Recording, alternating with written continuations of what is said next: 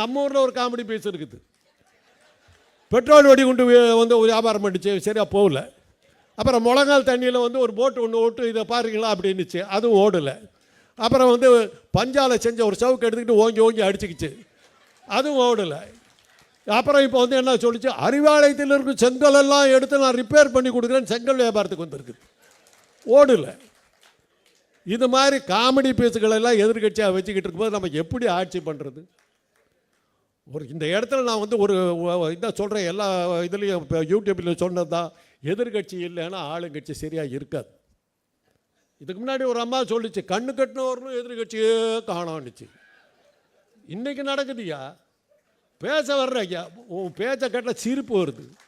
பள்ளிக்கூடத்து பையன் சிரிக்கிறான், பிஸ்கட் கொடுக்குற, தேவையா உனக்கு? புள்ள பிடிக்கிறவனாட்டம். மும்மொழி கொள்கை, எதுக்கு மும்மொழி கொள்கை? எதுக்காக வந்து நீட் தேர்வு? நான் படிக்கலை எம்பிபிஎஸ், நான் டாக்டர் கெட்டு போயிட்டேனா? பிச்சை எடுக்கிறேன்னா? எனக்கு வைத்தியம் தெரியலையா? உலக சுகாதார கழகம் WHO இந்திய பிரதிநிதியாக போனது எய்ட்ஸுக்காக, உலக வங்கியினுடைய இந்திய நாட்டினுடைய பிரதிநிதியாக போனவன் நான் அமெரிக்காவுக்கு. அமெரிக்க அரசாங்கனுடைய உதவி பணத்தோடு சியாட்டில் வந்து வாஷிங்டன் யூனிவர்சிட்டியில் போய் மேற்படிப்பு படித்தவன் நான். அமெரிக்க அரசாங்கத்தினுடைய இது ஸ்காலர்ஷிப், இந்திய அரசாங்கம் இல்லை. நீட் தேர்வாக படித்து பாஸ் பண்ண நான் எம்பிபிஎஸ். நீட் தேர்வுனா என்னான்னு தெரியாது. +2 வாங்கின மார்க்கை நீ கேவலப்படுத்துகிற. நீட் தேர்வில் ஒரு வேடிக்கை என்ன தெரியுங்களா? உங்களுக்கு எவ்வளோ தெரியும் தெரியாது. உத்தரப்பிரதேசத்தில் ஒரு தேர்வு நடக்குது, ஹிந்தி படிப்பை பற்றி ஒரு தேர்வு நடக்குது. 90% மாணவர்கள் தோல்வி.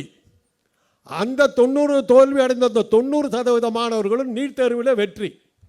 எங்கே சார்றான் தெரியுமா? மெடிக்கல் காலேஜில். சென்னையில் இருக்கிற நல்ல உயர்ந்த நிலையில் இருக்கிற சென்னை மருத்துவக் கல்லூரி, ஸ்டான்லி மருத்துவக் கல்லூரியில் அவங்களுக்கு சீட்டு கிடைக்குது. நம்ம பசங்களுக்கு எங்கே கிடைக்கிறது? சத்தீஸ்கர்லேயும் உத்தராகண்ட்லேயும் இருக்கிற குடிசையில் நடந்துக்கிட்டு இருக்கிற மருத்துவக் கல்லூரியில் நம்ம பசங்களுக்கு இடம் கிடைக்குது.